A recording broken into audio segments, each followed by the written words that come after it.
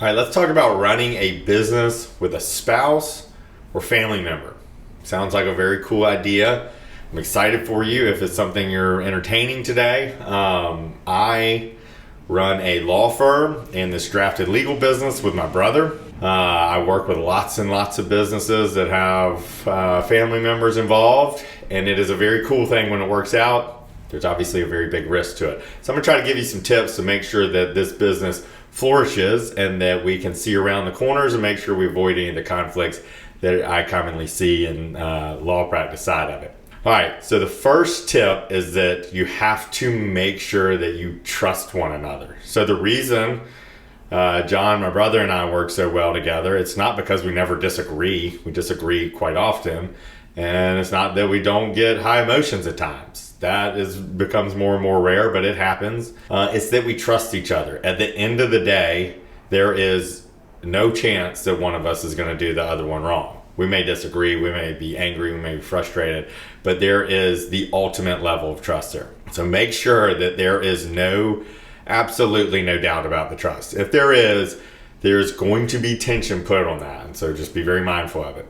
The second tip that I would give you is to make sure that we carve out roles early on. And they can change as time goes on, but just starting out day one, who's doing what? Like this isn't really legally enforceable or anything like that. Just a clarity, part of the business plan. All right, you're marketing, I'm development or whatever it is. Just try to jot down who's kind of doing what on a day-to-day basis, or if it's a side job, who's in charge of what.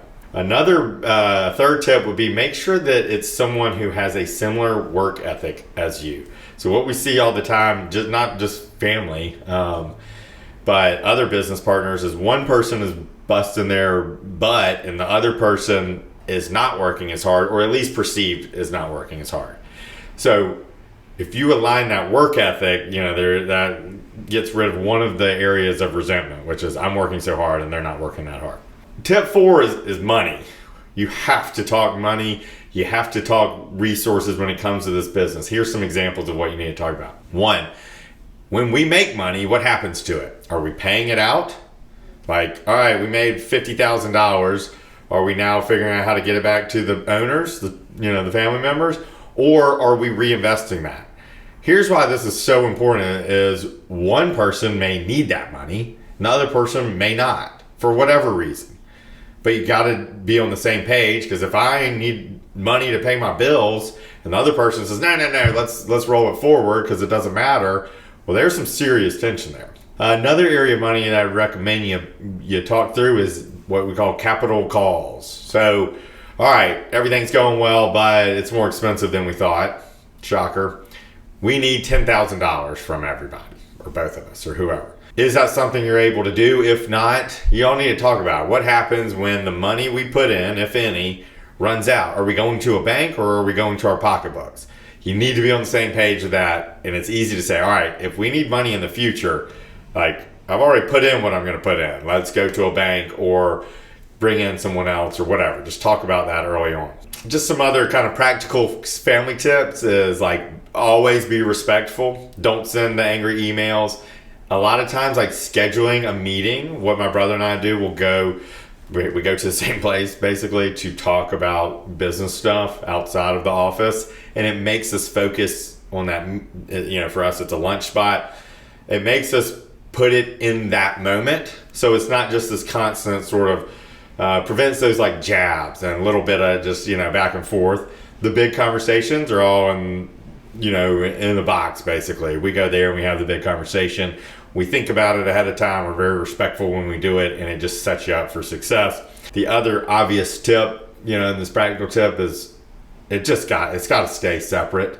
If you're doing all these things that we're talking about, it's you're being respectful. You talk about money and those things on the front end.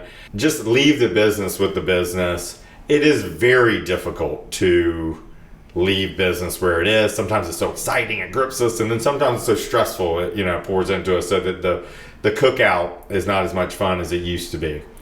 There's certainly been moments where our families, my brother and I family, did less together. Now we do a lot more together. But early on in the business, it was a lot of stress building it and just together, all the time. So, it will have some level of an impact, but you want to make sure that you're keeping it where it is. So I think family businesses are awesome because you do trust them, but they do come with a risk. And you don't want to trick yourself into thinking that, maybe a relationship is built for business when it isn't, the trust problems, the money stuff. I'd also just be very mindful if one person is putting in a lot of money and the other one putting in none or less and doing the sweat equity. That creates this sort of like a little bit of a debt feeling, like borrowing money, even though it's in this business. It can sometimes be that, the borrower is slave to the lender type of thing. So the person who puts all the money in sees the other person who's doing the sweat equity taking Fridays off or going on a vacation. Not always, but sometimes can create a little bit of that resentment.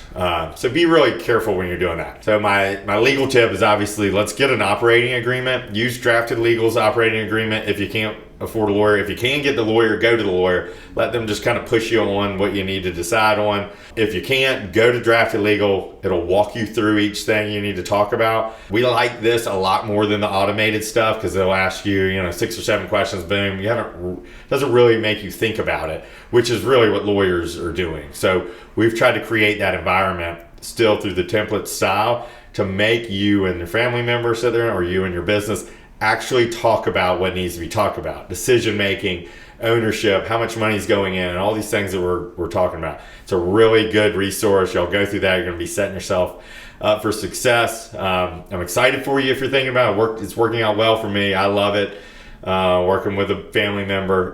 Just make sure you keep it where it is. Make sure that the relationship is one, this is just a decision you have to make, a business decision and family decision. It's one that you can see a business flourishing. And I would think about, if it doesn't, are the personalities ones that handle stress well, handle negative emotions well, because there will be moments of challenge, and how is that going to go? Does your family member or you have a short memory or hold grudge? If it's somebody who holds a grudge, you may love them a ton, that may not be the best person to go in with. So anyway, just some food for thought, but make sure you go get that operating agreement so you just walk through all this stuff and it's really clear. You have this moment of clarity and you're both on the same page. That's going to see around a bunch of conflicts. I mean, the trick really is in that day-to-day relationship and being respectful and how you communicate, but the operating agreement is going to go a long way in kind of putting you on that right path.